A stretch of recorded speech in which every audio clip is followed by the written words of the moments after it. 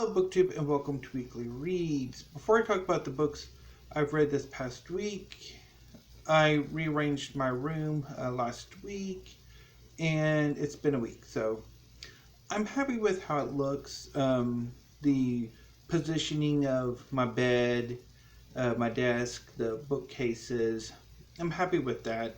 I am disappointed that I couldn't get the open Walmart shelves to like double bookcase them, so it's like books on either side.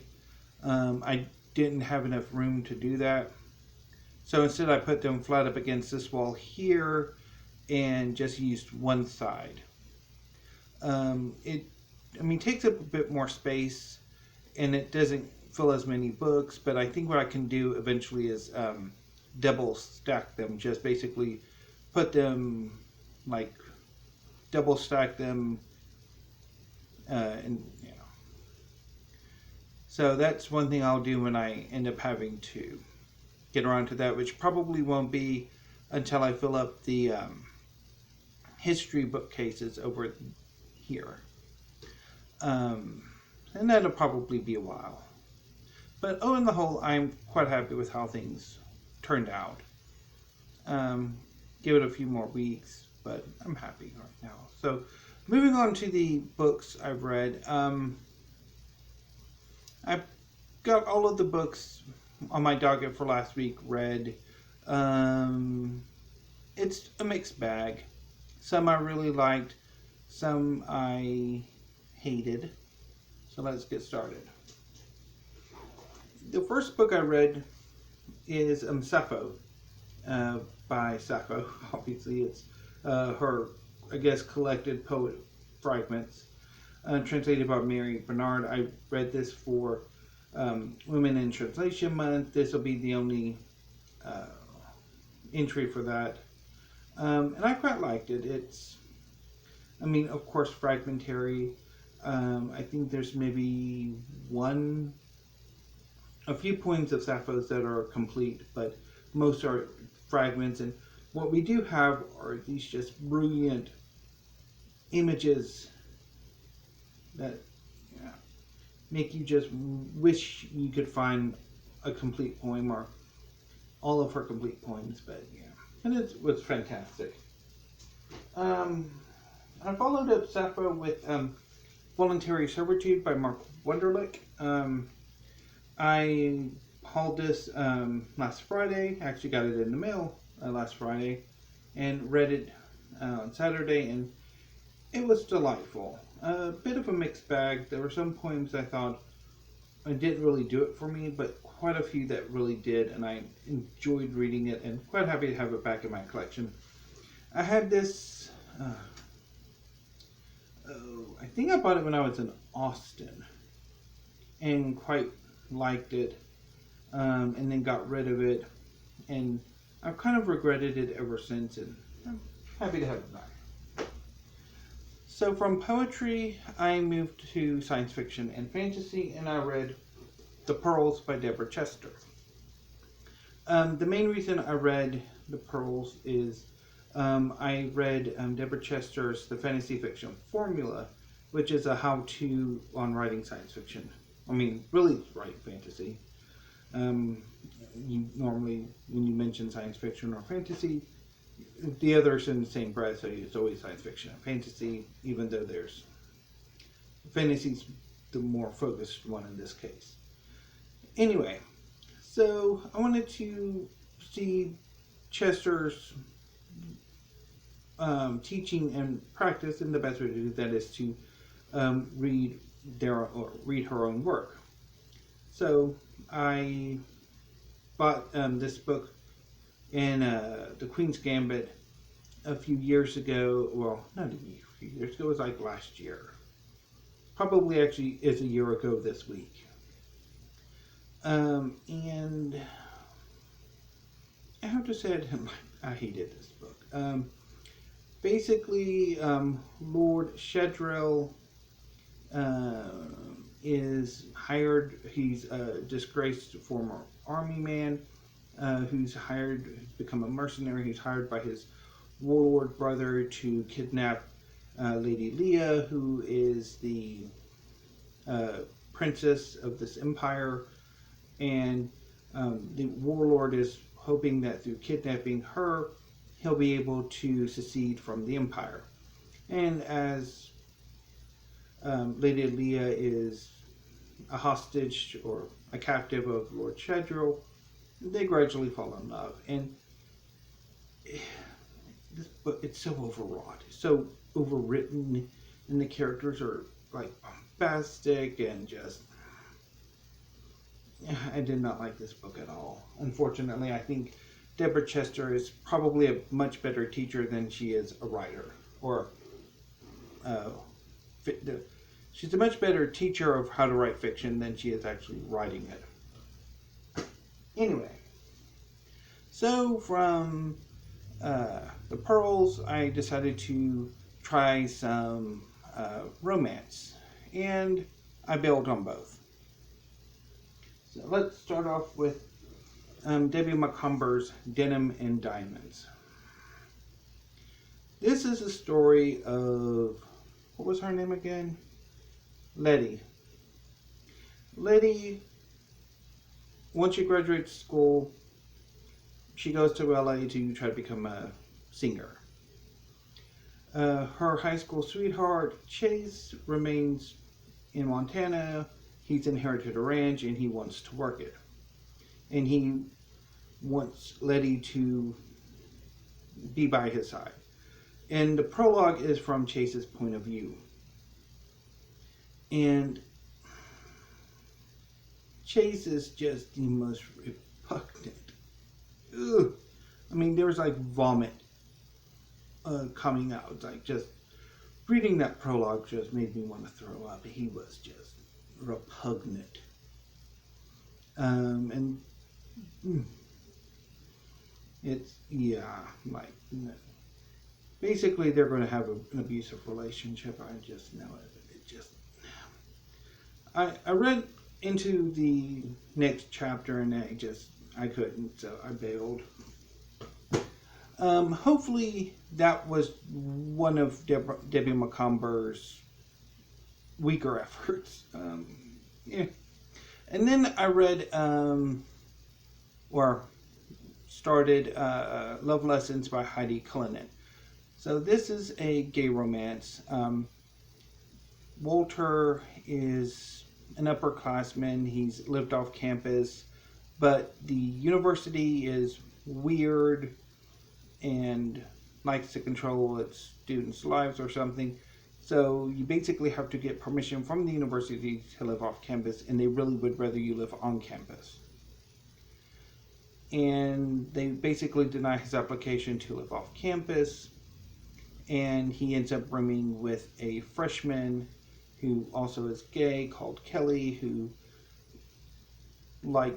really allergic to everything and just newly out.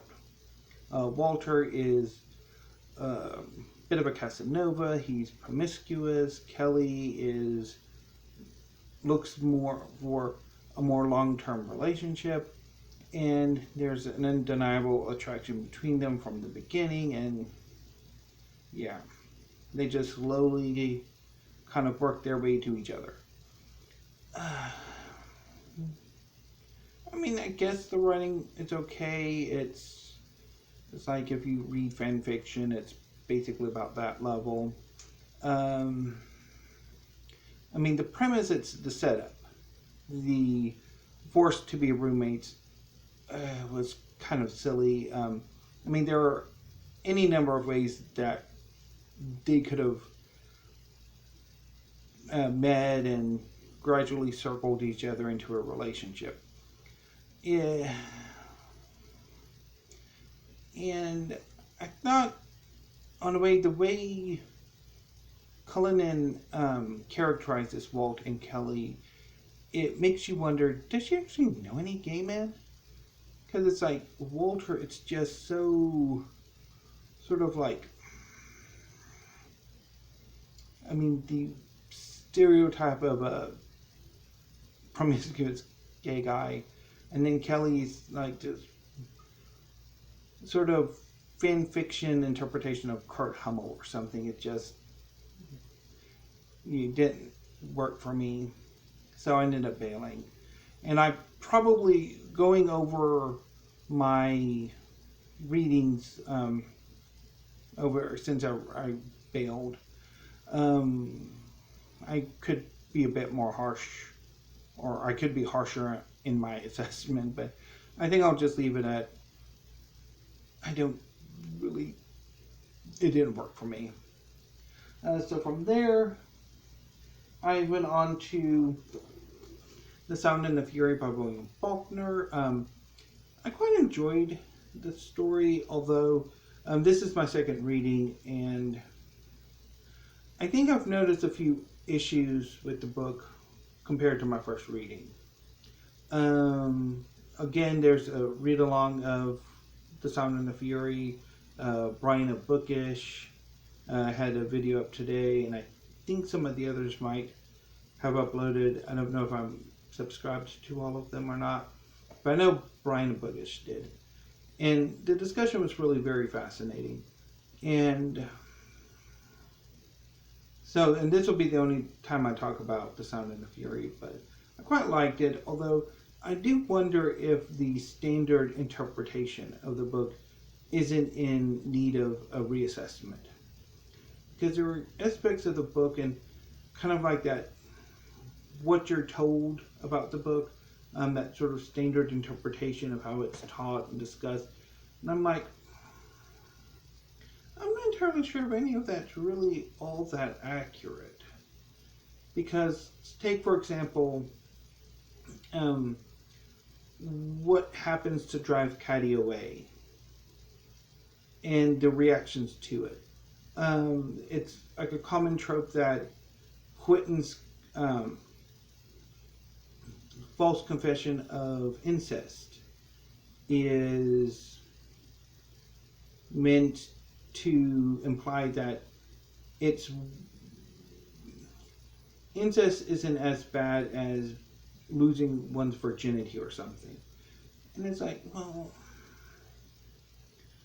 I don't quite see that. That it's like, I mean, yes, on Carolyn Compson's side, definitely, I think there's that judgment, but I mean, Jason Compson the older, Quentin, I mean, like, they really don't particularly care. So it's, I don't know, I think there might be a bit of a reassessment needed.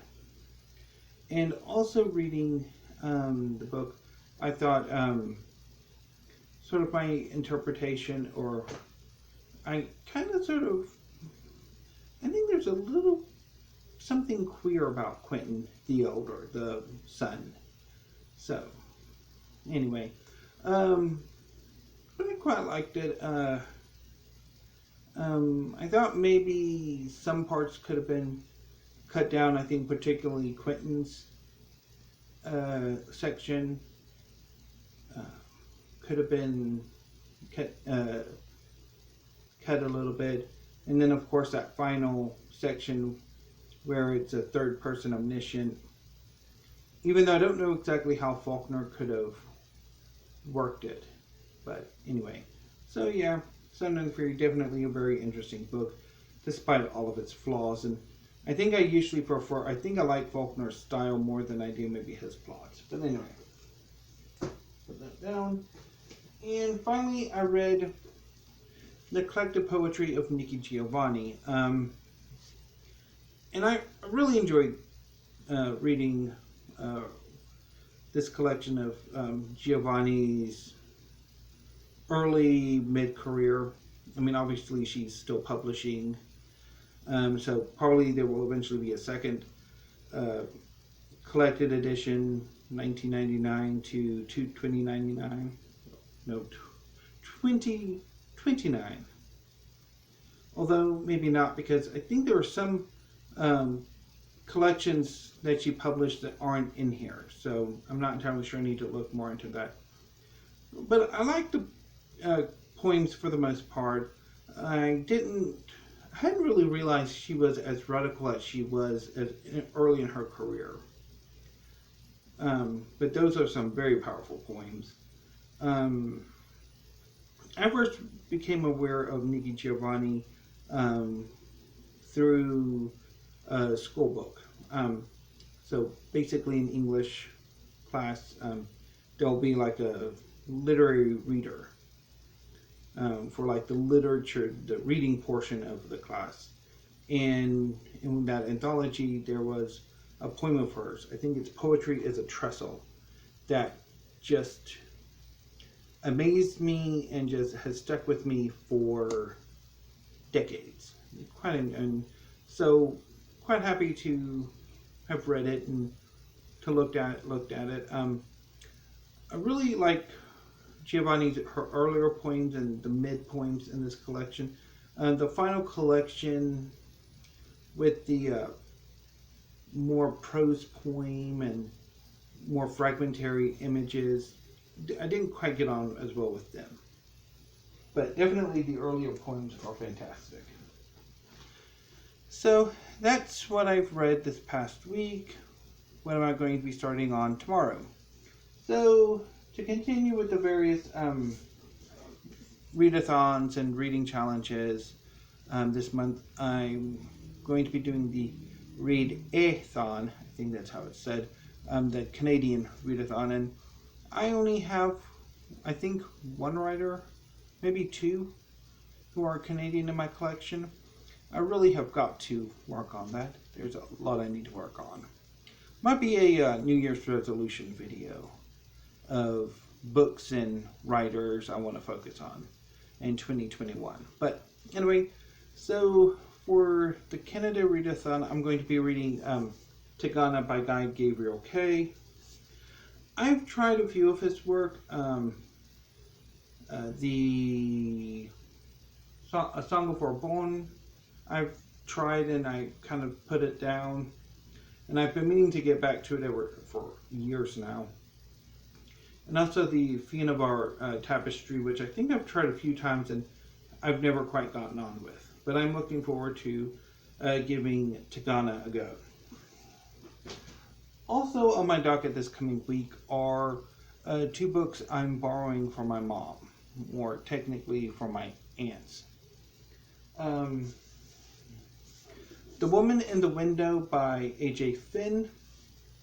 Controversial. Obviously, the author was the subject of a very critical essay in the New Yorker last year that seems to have wrecked his career. But my aunt read the book a few months ago and really enjoyed it, and she recommended it to me and my mom. My mom read it about a month ago, and she really liked it, so I'm going to give this a go. And I've been dying to read Where the Crawdads Sing by Delia Owens for about a year or so now, so definitely looking forward to getting to this too. Now, if for whatever reason I have a significant chunk of reading week, I bail, I finished quicker than I anticipate, I'm probably going to, I was thinking of starting either the Selected Poetry of Robinson Jeffers or the SOS by Mary Baraka. But I think since the following week, next week, I'm going to do, for the upcoming week, two big history books that I want to read for the History Reading Challenge. I might just go ahead and start on them. And if that's the case, then I'll show them in either a History Challenge TBR video or my next weekly reads, depending how that turns out. But that's my reading plans for next week. As far as movies and TV and all of that's concerned, Big Brother has started its new season, and I'm excited for that. I watched the premiere and thought it was really good, even though the challenge to get into the HOH competition I thought was really stupid. There was a better way to have done that, particularly given that it seems the female competitors were given a distinct disadvantage in that game. And yeah, but looking forward to seeing where the season goes.